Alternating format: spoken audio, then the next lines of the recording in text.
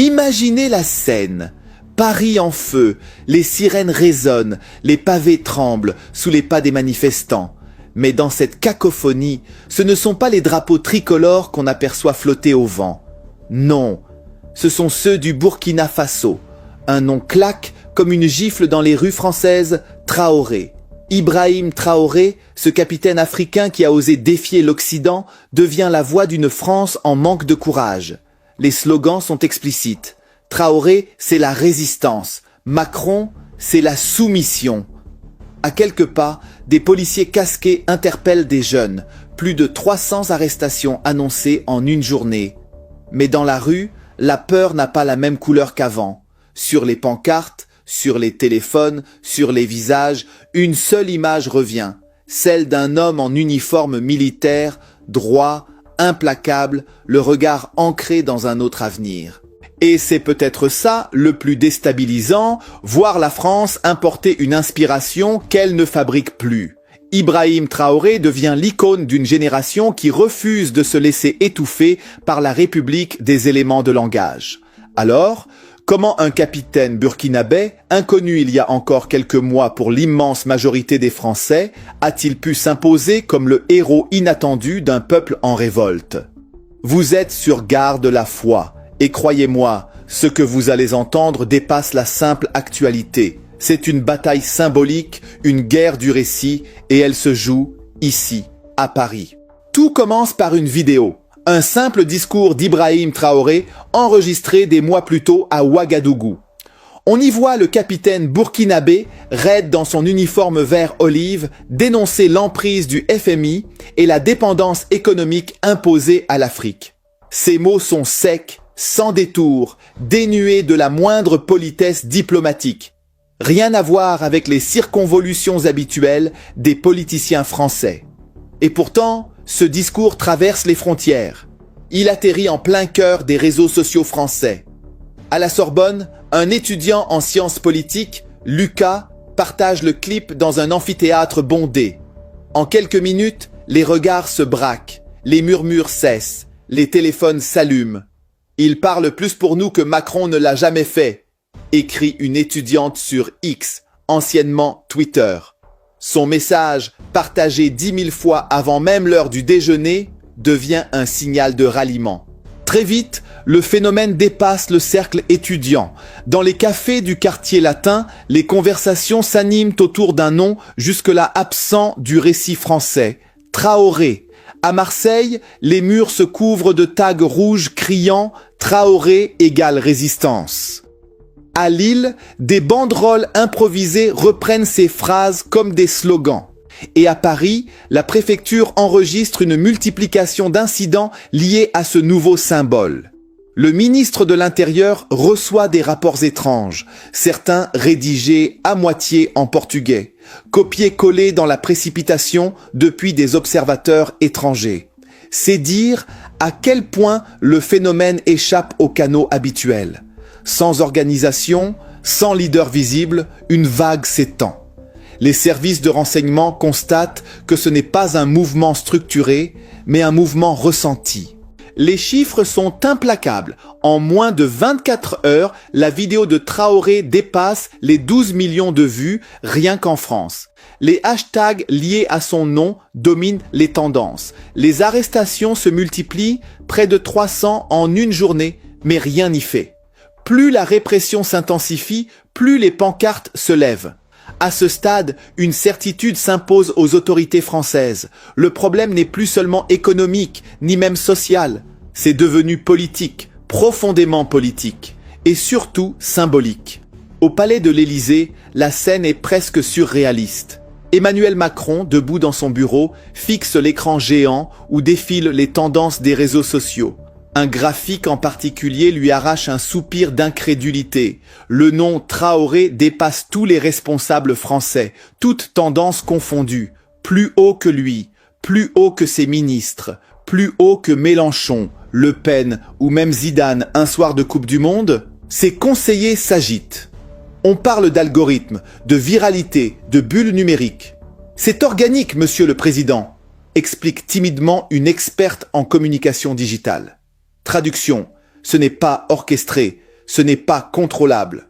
Macron serre la mâchoire. Comment contrer une vague sans leader, sans revendication précise, sans figure centrale, à part celle d'un capitaine burkinabé qui n'a même jamais posé le pied en France? Le contraste est brutal. Dans la rue, on scande le nom de Traoré. À l'Élysée, on répète le mot ordre. Dans les cafés parisiens, on partage des vidéos de discours bruts et passionnés. À Matignon, on polit des phrases creuses destinées aux communiqués de presse. Deux mondes, deux langages. Et soudain, l'État français semble parler une langue morte.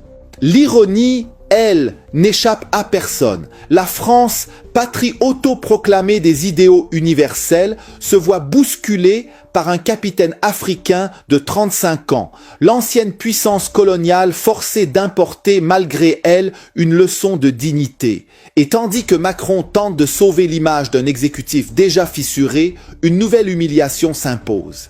Lors de la cérémonie de nomination de son 4e Premier ministre en moins d'1 an, ces mots sont littéralement étouffés par le chant des manifestants.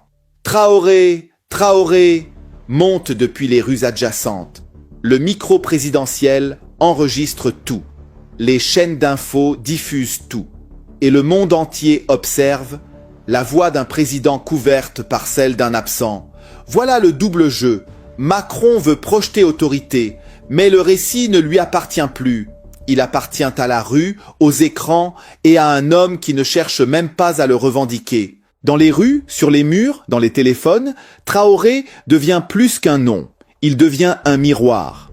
Un miroir tendu à une jeunesse française qui ne croit plus aux sourires forcés, aux promesses technocratiques, aux discours calibrés pour les sondages. Sur TikTok, on juxtapose son image à celle de Charles de Gaulle. Deux silhouettes, deux époques, un même mot qui s'impose, courage. Les montages explosent, certains cumulent des millions de vues. De Gaulle a dit non à l'occupation. Traoré dit non à l'exploitation.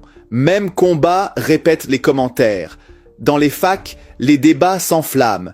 Si Traoré était français, serait-il président ? Demande un étudiant devant un amphithéâtre bondé. Les smartphones filment, diffusent en direct, et la réponse fuse sans attendre. Oui, parce qu'il parle vrai. Sur Instagram, un nouveau style s'impose. Des citations de Traoré collées sur les monuments parisiens. Quand le peuple se lève, les palais tremblent sur l'Arc de Triomphe. La dignité n'est pas négociable, projetée sur Notre-Dame. La jeunesse française, privée de héros nationaux, s'en invente un ailleurs. Et c'est là l'effet miroir le plus cruel pour Macron. L'icône qu'il n'a jamais su incarner, un capitaine burkinabé la projette à sa place. Dans les cafés, on baisse le son de ses discours télévisés pour écouter les vidéos de Traoré. Dans les manifestations, les chants portent un nom étranger, mais une colère bien française. Le pouvoir découvre que le vide qu'il a laissé ne reste jamais vide. Quelqu'un ou quelque chose finit toujours par l'occuper, et cette fois, ce vide s'est rempli d'un visage qu'aucun conseiller n'avait prévu. Derrière les flammes des barricades, derrière les hashtags en furie et les slogans griffonnés sur les murs, une bataille plus sourde se joue, celle du récit. Car ce qui effraie le plus l'Élysée, ce n'est pas tant la foule dans les rues, mais le fait qu'elle raconte une autre histoire que la sienne.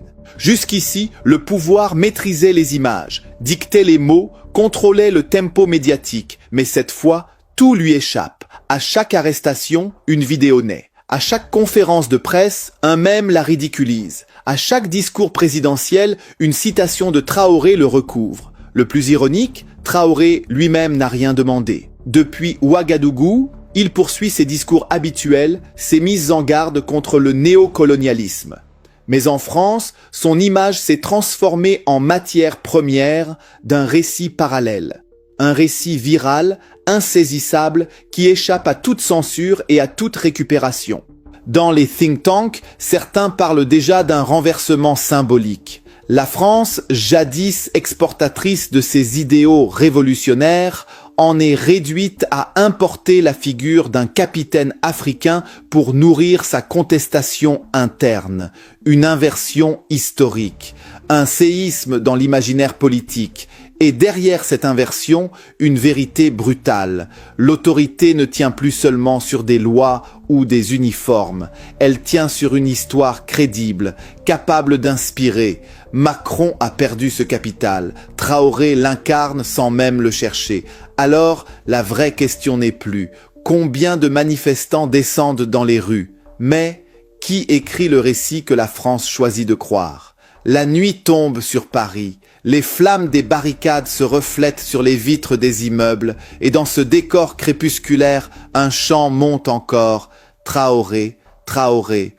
Un nom qui résonne dans la capitale française comme une claque au visage du pouvoir. À l'Élysée, Macron relit ses notes pour une énième allocution. Ses yeux sont cernés, ses mots usés. Il parle d'ordre, encore et encore. Mais dehors, personne n'écoute. Dans les cafés, les serveurs baissent le son de la télé. Les clients préfèrent revoir pour la 100e fois une vidéo de Traoré parlant de dignité. Et c'est peut-être ça la véritable défaite. Non pas la foule dans la rue, non pas les ministres